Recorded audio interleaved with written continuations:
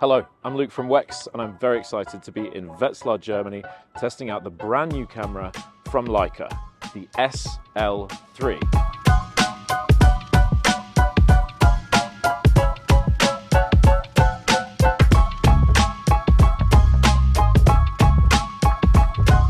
In terms of the different series of cameras that Leica do, the SL series is actually the youngest, but it really packs a punch, and the SL3 is no exception. The first thing that strikes me about the camera is its size and weight. It feels really good in the hand, and it's very lightweight compared to its predecessors.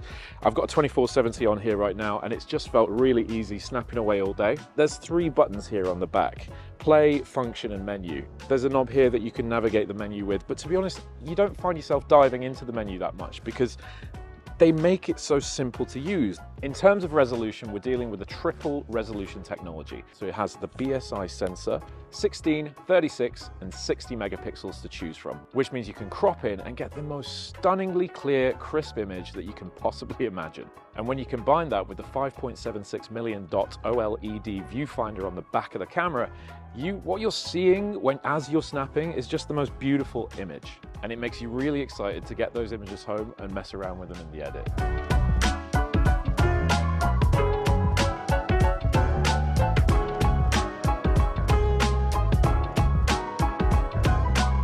The ISO range is between 50 and 100,000. In terms of autofocus, you've got 3 things going on that are really important to know. It's phase detection, it's object detection, and it's contrast based.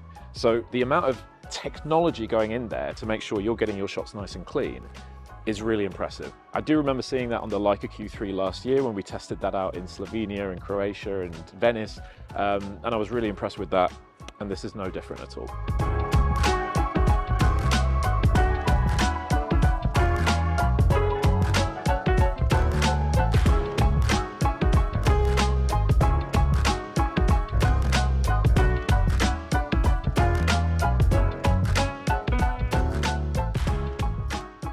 Now, the processing chip that it's using is actually called the Mastro IV processor, which means you've got incredible IBIS, you've got the most amazing images, you've got the ability to record 8K 30 frames a second video. The noise reduction and color processing are absolutely state of the art. But one thing I'm really excited about is the user interface is dead easy to use. They've changed all the icons. When you're shooting in landscape, you can switch to portrait, and now the menu changes with you, which it didn't do before, and that's going to be available for the SL2 as well with an upgrade.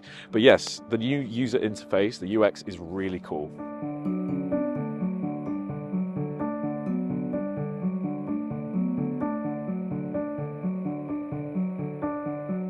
So we're very lucky that Leica's actually really letting us put this camera to the test today. We've had it in the studio with a brilliant model, with flash photography. I thought the images were incredible. The color rendering is insane. As you can see, I'll put the images up on the screen for you now. I'm really impressed. So far, so good.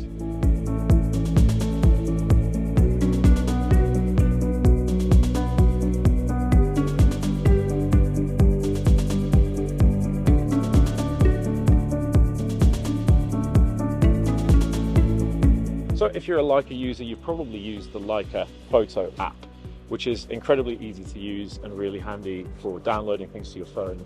What they've really wanted us to know is that the Wi-Fi and connectivity options are vastly improved. You can download a DNG file that's about 40 megabytes in a couple of seconds. And if you're to use the cables now, even quicker than that. So what does it come with straight out of the box? It comes with a USB-C cable, a dual charger, an AC adapter, a DC coupler, and a nice handy strap.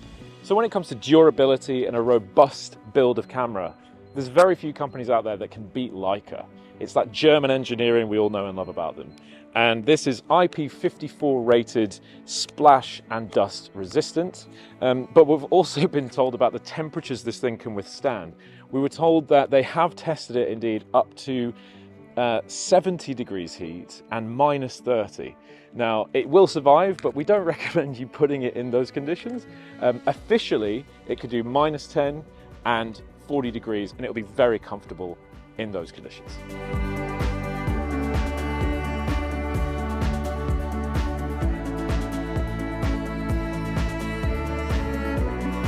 So that brings us to the end of this flying visit to Wetzlar in Germany, testing out the SL3. Thank you to Leica for having us. In terms of accessories, there is an extra hand grip that you can buy on the 7th of March when the camera is launched. But the big question is, how much does it cost? So it actually isn't any more money than the SL2. So it comes in at $5,920. So you're getting a lot more for the same price as the SL2 if you were to upgrade. And in May, there will be a leather wrist strap that you can also purchase separately. I think the one downside is that it doesn't have an articulating screen, which I personally love as a filmmaker. But, you know, adding an articulating screen often makes things feel a bit bulkier.